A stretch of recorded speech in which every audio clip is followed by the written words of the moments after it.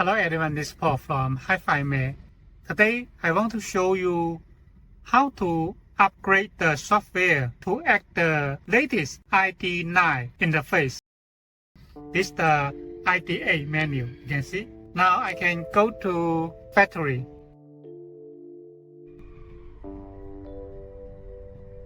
In here, the UI configuration here. You can see here, the latest one is the ID8. It don't have the ID9. Now, let me show you the software first. The software is 1.4.4. When I add the ID9, I need to upgrade to 1.5.5 or 1.5.6. This is the firmware. I need to upgrade first. Here, I have copied the firmware 1.5.5 to this UTIS. And not only the firmware upgrade, I need also upgrade the OEM file here. I have copied the OEM to this UTIS as well.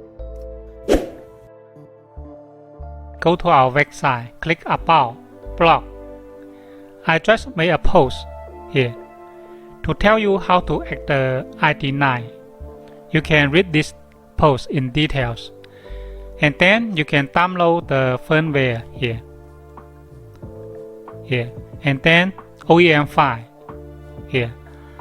You need to identify your original iDrive system. There are differences for the OEM file. After that, you can see like this. I have connected the USB drive. Now let me show you how to copy the files. The first thing is to format the UTIS. You need to choose FAT32 first. Format.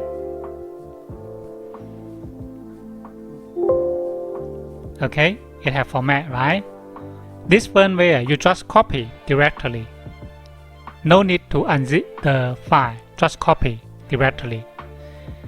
I want to show you is that the OEM file, you need to unzip the file, decompress it. You can see inside the OEM folder there's a firmware. This is firmware for the OEM. But please notice, when you copy the firmware, you need to do like this. Go to UTIS. Inside, we can make a folder OEM. Okay, OEM. And then we just go to here, copy this file to put inside the folder OEM. That way it will be correct. Here you can see under the UTIS there's a folder named OEM. Inside the OEM is factory configuration file. This is the firmware. Only this it can work. This is quite important. Now the first thing is to upgrade the firmware here.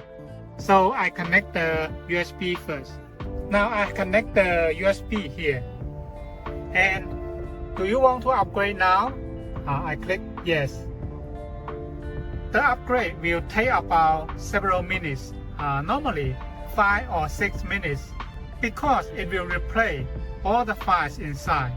So it may take some time. You have to keep the power is on. Don't cut off the power during update. This is quite important. So you can see I keep the car power engine is on. Okay, update success. It will restart the unit itself. We need to wait the restart.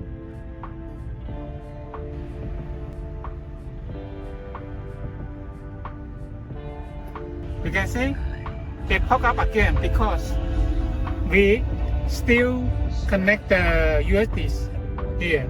So we says no, no. And then, sorry, we remove the UDIS from the USB, and then we go to System to check the software version. Here you can see the firmware have upgraded to 1.5.5.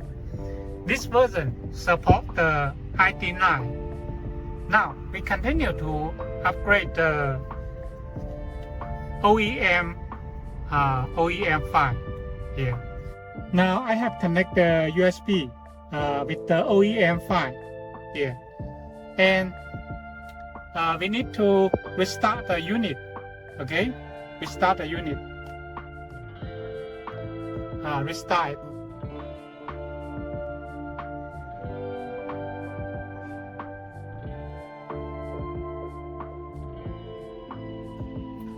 Import success. You can see here.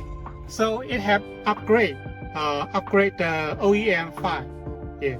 So we just remove the UDIS, and then we go to factory.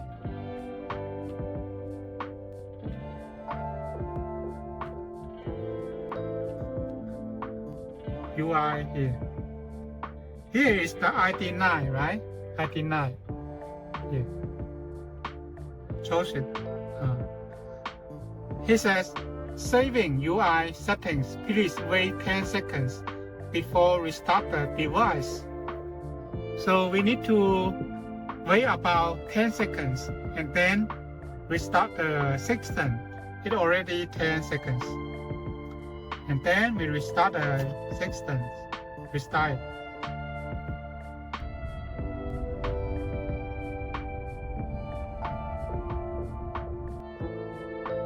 This is the ID9, you can see here, ID9. The iDrive is working. We can take a look. The background can be changed. This is the OEM menu. Okay. For this, I have introduced the ID9 features. You can watch the other video in my YouTube channel. Here, if you don't like the ID9, you can change the ID8. Just go to setting. They are the same.